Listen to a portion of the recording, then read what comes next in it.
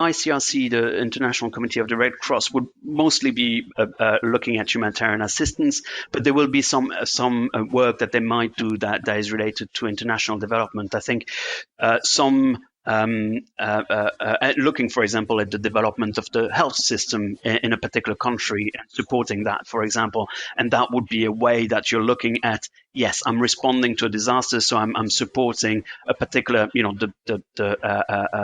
a clinic somewhere or a hospital somewhere, but obviously at the same time starting to think about, okay, let's start putting in place some systems within the health system to ensure that the clinics can be sustainable in the longer run and continue serving those populations, not just in the next 6 months, but actually in the next 5 years, 10 years, etc. And if on the flip side, if we look at Save the Children, which is a brand, an organization that I think people are familiar with, would you describe their work as primarily sort of development work? So Save the Children is a dual mandate. That's what they're called. They're a dual mandate organization, and that's clearly stated for them, where they are doing a lot of international development work, obviously around children, but they do have quite a significant humanitarian department.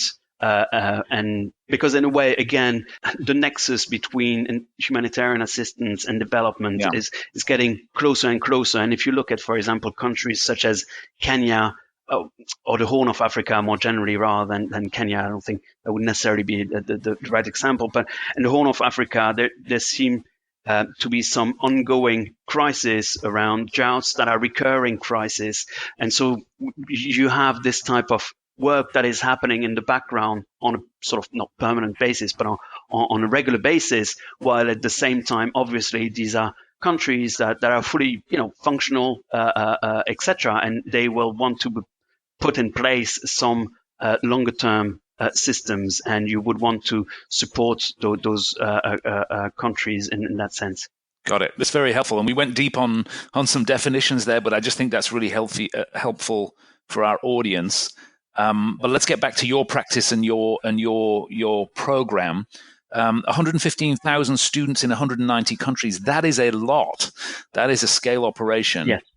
What can you tell us? What can you tell us about those students, who they are and where they are, and what they're looking for when they come to your organization? Absolutely. So those students, we don't. Most of those students, we don't actually meet. We know where they're from. We think we roughly know what their age are, but obviously it depends on what information they've given us. And they're mostly. It seems like from what we can gather. It seems that they are mostly on the younger side of things. So between 25 and 34 seems to be the kind of main category. But I think what is interesting as well is actually more where they are coming from and potentially why they are actually coming onto the website, onto the platform. So our top 10 countries include countries such as the United States or the United Kingdom in terms of numbers of learners. So we've got quite a few from there. They would be centers of this kind of work, right? Where if I have a career in, like you did, I might find myself at a headquarters there, and that's a sort of feeder. Yeah. What other countries do you have? But other than that, the top 2 countries that we have on there are Kenya and the Philippines. And other than that, we actually have in this top 10, we've got Yemen, Syria, Iraq, Uganda, and Jordan. So countries that either are directly affected by a crisis, like Yemen, for example, or Syria, obviously, or countries that are affected indirectly by a crisis from a country nearby. Yes. So, for example, Jordan hosting quite a lot of refugees. Same for Uganda. or countries that have just come out of, they're still there in a sense, but Iraq, where there's a lot of refugees or internally displaced populations. And so what is interesting for us to see in there is that obviously there is little access to potentially electricity or even just being able to access the internet in those particular countries, especially if I think about Iraq, Syria or Yemen. But there seems to be quite a lot of learners that come from there simply because they are keen to actually understand how can they better respond to a particular disaster, and rather than, I would hope, going randomly on YouTube or Google to try to figure out, which are also sources as well, but rather than going on those sources, go actually on our platform, which hopefully provides them with a little bit more than just that, and provide them with a learning experience that they can take forwards in their work, in their day-to-day work. So there is an assumption here that we just ought to be sort of clear around, is that the kind of content that you provide is aimed at people who are working in this field or one of these fields. So you can imagine that these are young professionals who either do or are seeking work in the humanitarian and or international development sectors. Well, yes, I think it's probably a little bit more nuanced than that. I think you have a certain three main categories probably of people on there. You have obviously indeed those people who are already who are young professionals or professionals responding in the field, or people indeed in the UK or in the US whose work it is to do this kind of work. Then you have those people who happen to be, or who live there, and who obviously are responding in the first 48 hours after a disaster, as we, for example, can see in what happened in the Bahamas. Not many people were able to actually access the particular areas that was affected. In which case, these are the people in those areas that will be the ones responding. Same in Yemen, for example. So these people haven't really chosen to be necessarily responding, but they happen to be there and they have an agency to respond. So that's the sort of second category of people who go on there. And I think the third category is people who may not necessarily have that in their day-to-day job, but actually could be involved in some shape or form in the future in needing to respond to a disaster due to the location that they're in, or have an interest in volunteering at some point in responding in a disaster. And these are also the type of people that may come to our platform, to Kaya, to better understand what are the basic humanitarian principles. So some of the principles such as do no harm, or neutrality, impartiality, and understanding how to take those forwards. So there are various categories of people that would go on our website. Got it. One last question as before we dive deeper on some of these fascinating topics. What is your business model? How do you fund the program? How do your students engage? Is there a fee involved? Can you just describe the business model behind the program? Right. So we've got a sort of varied, if that makes sense, business model. So we're looking at income streams or income generation from various sources. Sorry. So one of the main sources of funding that we've had until recently was funding through the UK government and a philanthropy called Alto Philanthropies, and they provided us with the means for us to start up, in effect, the academy, the Humanitarian Leadership Academy, and set the basis for the systems and the platforms that we have that we're setting up, and the products that we're delivering.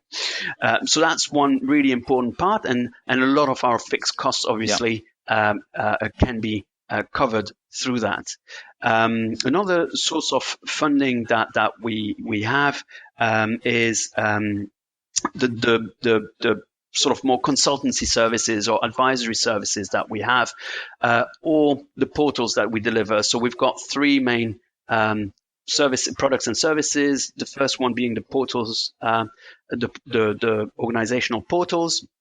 The second one being a learning design service, where we look at the design, development, delivery, and evaluation of learning for a specific brief that's been given to us, and that can include translation of a particular course and module.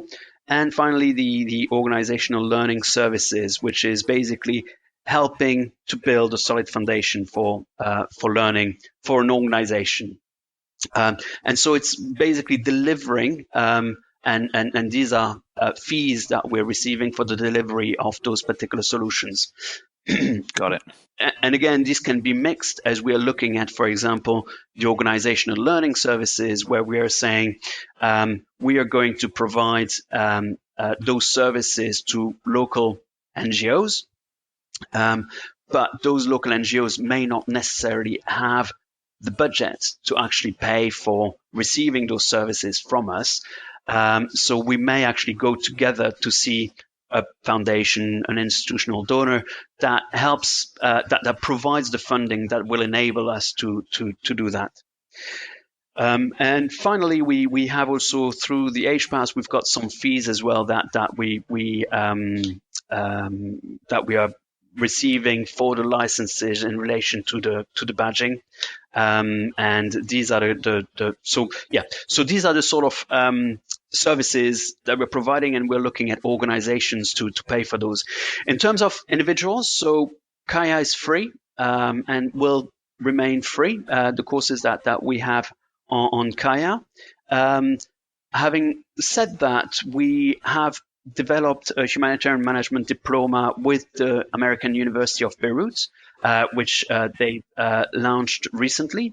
And this is a student fee paying course that they are taking. And some of the proceeds of the profits that the American University of Beirut are making will come back to the academy. And that's part of the same sort of model that we have, where we have set up network members, what we call network members, which are really social franchises in some countries. So we've got one in the Philippines, one in Bangladesh, so one with the American University of Beirut, and one in Kenya, who are essentially delivering our business in those particular locations.